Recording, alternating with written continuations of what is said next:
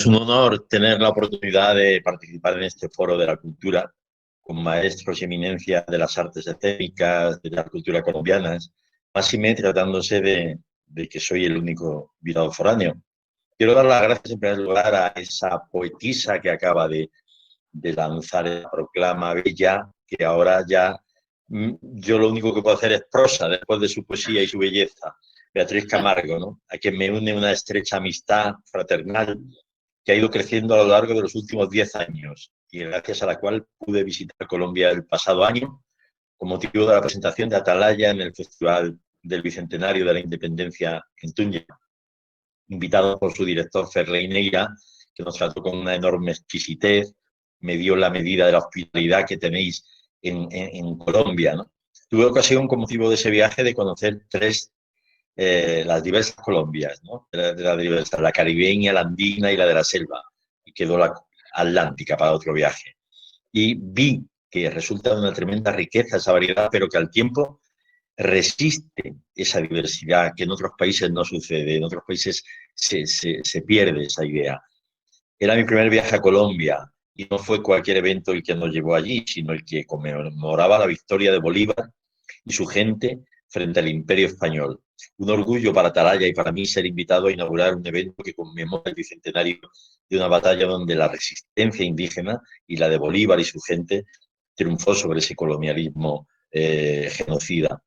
En este viaje pude comprobar y conocer cómo la resistencia de los esclavos que se rebelaron en Palenque de San Basilio hizo posible que este fuera el primer pueblo libre de la América colonizada. Para mí representa un símbolo de resistencia Palenque, incluso hoy, como representa la Maloca de Beatriz y del Teatro Itinerante del Sol, en Villa de Leyva, un símbolo de resistencia en las artes escénicas latinoamericanas y en el mundo. En su mágico espacio impartimos un taller para muchos teatristas colombianos y presenciamos un bellísimo ensayo de su nuevo montaje que ha estrenado sobre la larga travesía de la tribu gitana de Melquiades, que una parte de ella concibió en nuestro TNT sevillano, en nuestro espacio sevillano, y donde compartimos ideas sobre todos los gitanos del mundo, desde Rayastán hasta Macondo. Pero una de nuestras mayores sorpresas fue comprobar cómo el público de Tunja recibía con entusiasmo el Malá Sade de Peter Weiss, que Atalaya presentó por primera vez lejos de Europa, y sentimos que había una conexión directa de los espectadores colombianos con ese texto que lanza ante todo una proclama fundamental, que no hay libertad si no hay igualdad. Esto es la proclama que ha iluminado y sigue iluminando a todos los movimientos de resistencia en el mundo. Querría hacer mención de la última frase, hablando de resistencia, de la videoconferencia que hace un par de horas impartía el maestro de Beatriz, mi maestro y el de miles de actores de todo el mundo, con especial resonancia en Latinoamérica, Eugenio Barba. Cuando se refería a los actores, decía: el entrenamiento tiene el valor ético de enfrentar el cansancio y superarlo. Es un aprendizaje a resistir física, mental y espiritualmente. Hay que saber luchar. Hace una semana Eugenio se refería a los grupos de teatro que resisten el paso de los años en el mundo, el paso de las modas, y habló de Atalaya en Europa, pero en Latinoamérica se refirió a la Candelaria. Quiero rendir homenaje a Santiago García, que hace pocas semanas nos dejó. También hicimos en nuestro viaje escala en Bogotá y, por supuesto, era un destino obligado visitar la Candelaria, el barrio, pero especialmente el mítico teatro que destila ese aroma de belleza del teatro de grupo y a la vez de refugio, de resistencia, porque esas son las palabras que Eugenio suele vincular al hecho teatral. Eugenio habla de las 3 R's, el teatro como refugio, como resistencia, como revuelta. Las 3 van unidas. Eugenio afirma que el teatro no son ladrillos, sino personas. Cuando uno viaja por el mundo no busca los grandes edificios teatrales, sino los reductos artísticos como la Candelaria, que no siempre existen. Cuando Beatriz me pidió realizar este encuentro con ustedes, yo le pedí un tema central sobre el que plantear mi intervención.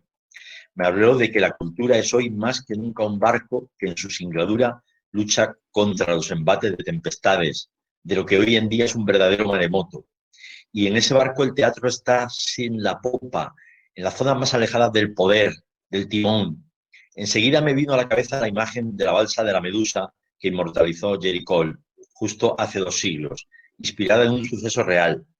Los supervivientes de aquel navío del naufragio francés debieron soportar durante 2 semanas el hambre, la deshidratación, el canibalismo, la locura. Jericó investigó realmente lo acontecido, entrevistando a algunos supervivientes e incluso visitó morgues para poder captar el color real de los cadáveres.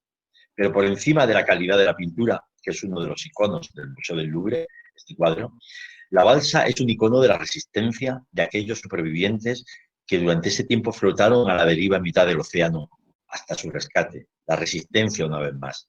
150 años después de aquel suceso, Peter Weiss, el autor de Marasade, antes hablaba, escribió su gran novela y una de las grandes obras maestras de la narrativa del siglo XX, La estética de la resistencia. En ella hace mención especial de la balsa de la Medusa, porque en ella aparecen, en la balsa de la Medusa y en todas las pinturas de las que habla en la estética de la resistencia, aparecen no los nobles, no los monarcas, no los santos, no los poderosos que pueblan buena parte de las obras de arte en todo el mundo. Peter Weiss traza una historia del mundo en la última centuria desde una perspectiva de los de abajo. Para ello, recorre algunas de las más importantes obras de arte de la historia de la humanidad, en las que se pone en valor la lucha de los oprimidos, comenzando por los gigantes que resisten el embate de los dioses en la gigantomaquia, que estaba en el altar de Pérgamo, y hoy en día, como tantísimas obras de arte, han robado, han secuestrado los grandes países. En este caso está en Berlín, en el Museo de Berlín, de Pérgamo. Continuando después por los hombres, mujeres sin nombre que vuelan los cuadros de Bruegel, del Bosco, los descamisados que mueren fusilados por el ejército invasor francés en los fusilamientos del 3 de mayo inmortalizado por Goya, la libertad conduciendo a su pueblo desde la Torá, el propio Marat asesinado en su bañera, según Jean-Louis David. Y claro está el Guernica de Pablo Picasso. El Guernica de Pablo Picasso, que es un icono de lo que es la resistencia del pueblo español contra el fascismo, que retrata el bombardeo de la aviación nazi, el primer bombardeo de la historia a una población civil. El Guernica es un símbolo, como el Bella Ciao es un símbolo hoy en día expandido por el mundo, es un símbolo de resistencia. Esa es la historia del siglo XX a través del recuerdo de estas grandes obras maestras del arte universal. Es una historia de resistencia. El arte, y especialmente el teatro, es hoy más que nunca esa capacidad de resistir. Es curioso que en estos tiempos, en los cuales antes lo comentaba con algunos compañeros, cómo en esta pandemia se da una circunstancia casi extraña y casi de justicia universal histórica.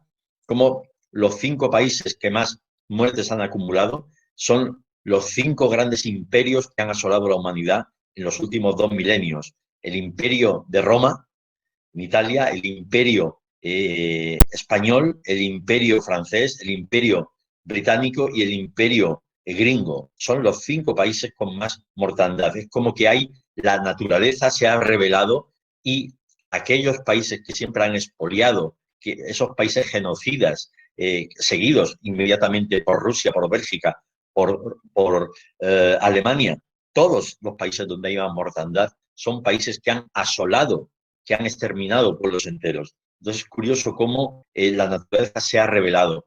Y en ese momento, en estos momentos, el teatro es verdad que quizás es uno de los elementos que puede salir más perjudicado, pero creo que en Latinoamérica, creo que en todo el mundo, el teatro está acostumbrado a las grandes guerras. Se hacía teatro en la guerra de los Balcanes, se hacía teatro en las guerrillas en Latinoamérica, se hacía teatro en Vietnam, el teatro del agua, de las aguas que le dicen.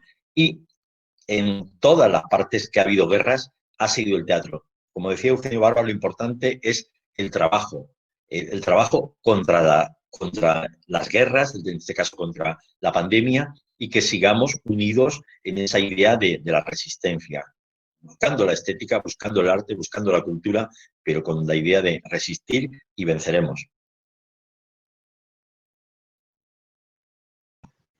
Muchísimas gracias, maestro. Sin duda nos damos cuenta, pues, el arte viene como nuestra capacidad como seres humanos, pero también asumido como una necesidad básica, ¿no?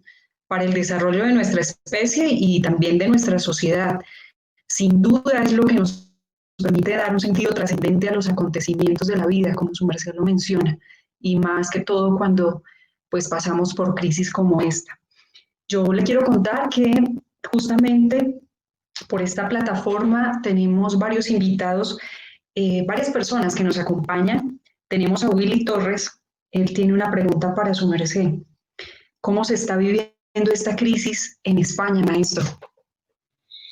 Bueno, España es uno de los países con más número de muertes, es un país sacudido por la pandemia, pero es cierto que por primera vez en la historia reciente, por lo menos desde la Guerra Civil, hay un gobierno de coalición, un gobierno de izquierdas, de verdad, un gobierno donde incluso el Partido Socialista, que muchas veces ha estado bandeando entre la derecha y la izquierda, ahora de la mano de Podemos, de Unidas Podemos, está haciendo una política de izquierdas, está apoyando la cultura, está apoyando muy claramente a los trabajadores, con medidas muy claramente hacia los trabajadores. Ahora en mayo se aprueba por primera vez en la historia de España y del sur de Europa una medida de salario para las personas, un sueldo que puedan tener mínimo de 500, de 600 euros de ingreso vital mínimo. Esto es algo que era una utopía y que se ha peleado mucho y era una de las primeras medidas que quería hacer el gobierno de izquierdas. Entonces, todo eso está haciendo que, a pesar de ese terror, para mí que vivo en el campo, cada vez que voy a Sevilla, es como entrar en una especie de película de terror, en una distopía de las que siempre hemos visto, todo el mundo con las máscaras muy alejados, pero con cifras de mortandad muy grandes. A mí incluso en mi familia nos han golpeado esas cifras, esas muertes, y he de decir que es en medio de ese terror, sin embargo, estamos consolados porque tenemos una ministra de Trabajo que es una comunista, una ministra de Hacienda socialista de izquierdas, una ministra, o sea, puestos claves los están teniendo que si hubiésemos tenido a la derecha en el gobierno hubiese sido desolador, especialmente para los trabajadores, especialmente para la cultura.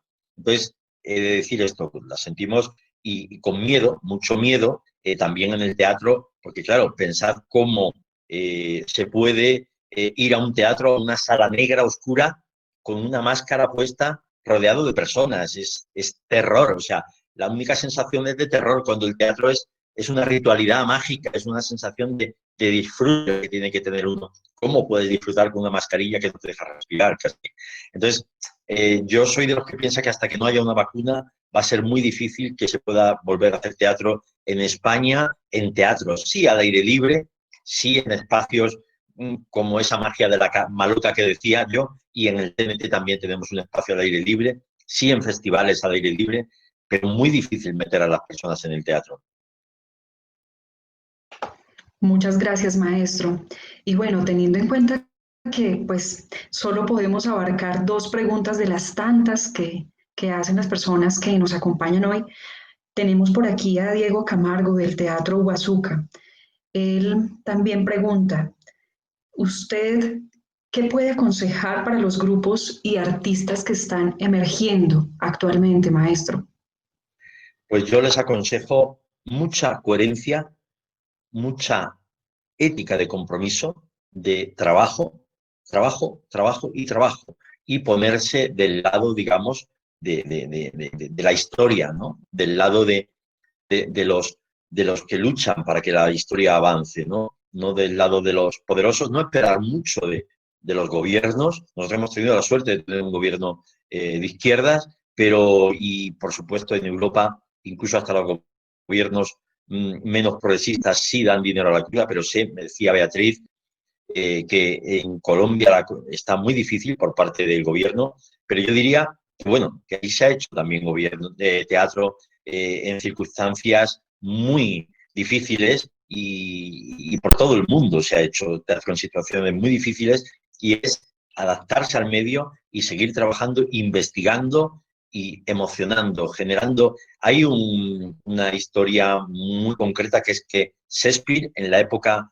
de la pandemia, de una gran pandemia de peste, En Inglaterra es cuando escribió El Rey Lear y Macbeth.